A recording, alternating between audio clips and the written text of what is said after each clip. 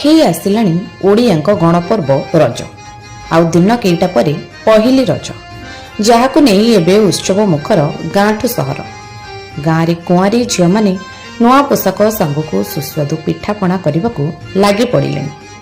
पोड़ पिठा आरिसा मंडा चकुली छेना पिठा आदि विभिन्न सुस्वादु पिठार बास्नार महकी उठिब गाँ।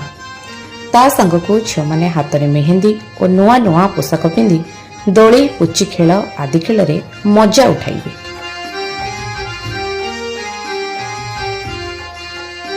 दोली बिना रजर परिकल्पना करा जाई पारेना।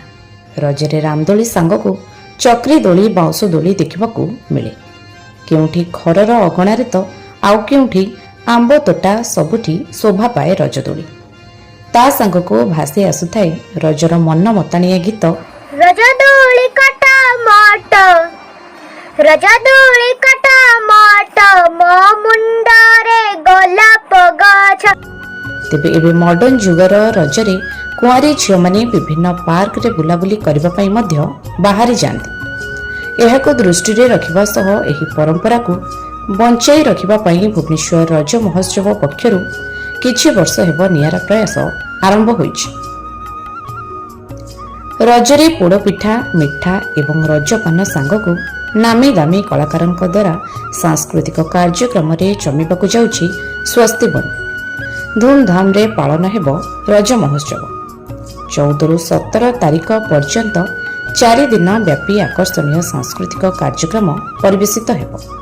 पोड़ पिठा मिठा एवं रजपान सांगकु जमिम नामी दामी कलाकारंक द्वारा संगीत एवं नृत्य कार्यक्रम। 400 रु ऊर्ध्व दोली आउ ता सांगकु महिला एवं युवतींक मध्यरे पारंपरिक क्रीड़ा नृत्य क्विज हुड़ाहुड़ी शंखध्वनि कबाड़ी पशा खेल झोटी पुची रज क्वीन आदि प्रतियोगिता अनुष्ठित हेब। प्रतिदिन 5000 लोक मागणा खाद्य दिज्व बोली आयोजित सांबादिक सम्मिलन में सूचना दी जाइछि।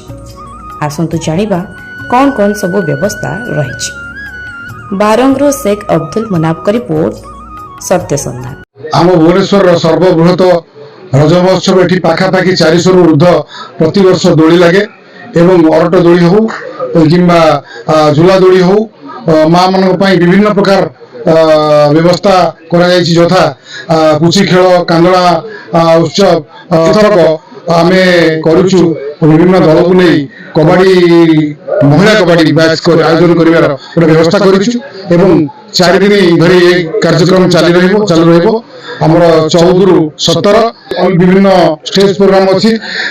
पिलामान द्वारा डांस कंपटीशन हो डिबेट कंपटीशन हो एवं हॉलीवुड रो विभिन्न कलाकार प्रतिदिन आसी विभिन्न कार्यक्रम करिवे। विभिन्न राजनेता मध्ये आसी एटी उत्साहित करे पय मां मन को आसीबे एवं कानन थाना से विशेष कर ध्यान दउछि एवं आसी दुई थर हमर बढ़िया बुली गलेनी।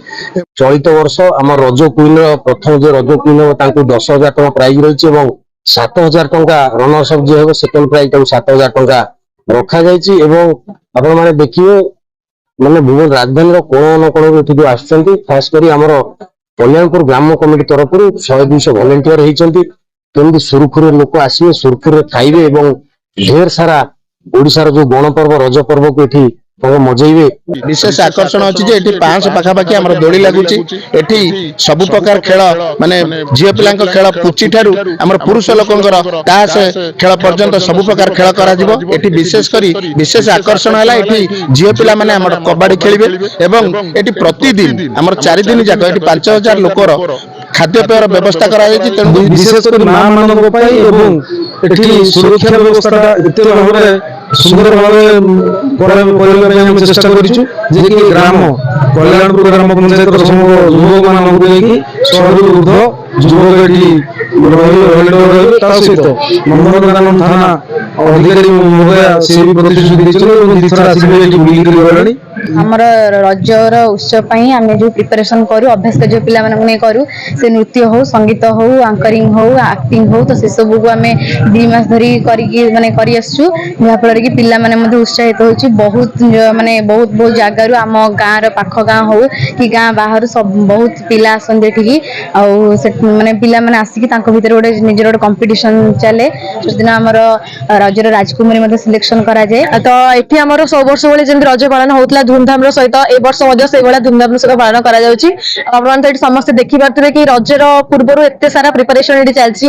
ପଛରେ ଦୋଳି ବନ୍ଧା ଚାଲିଛି, ସେପଟେ ଆମର ପୁଅ ପିଲାଙ୍କ ପାଇଁ ଏକ୍ସଟ୍ରା ଦୋଳି ଚାଲିଛି, ଝିଅ ପିଲାଙ୍କର ଏକ୍ସଟ୍ରା ଦୋଳି ଚାଲିଛି। ଆଉ ହଁ, ପୂର୍ବ ବର୍ଷ ଯେଉଁଭଳି ରଜ ମହୋତ୍ସବ ଏତେ ଧୁମଧାମ ର ସହିତ ପାଳନ କରାଯାଇଥିଲା, ଏଇ ବର୍ଷ ମଧ୍ୟ ଆମେ ବି ସେତିକି ଏକ୍ସପେକ୍ଟ କରୁଛୁ କି ଏଇ ବର୍ଷ ମଧ୍ୟ ସେତିକି ଧୁମଧାମ ର ସହିତ ପାଳନ କରାଯିବ।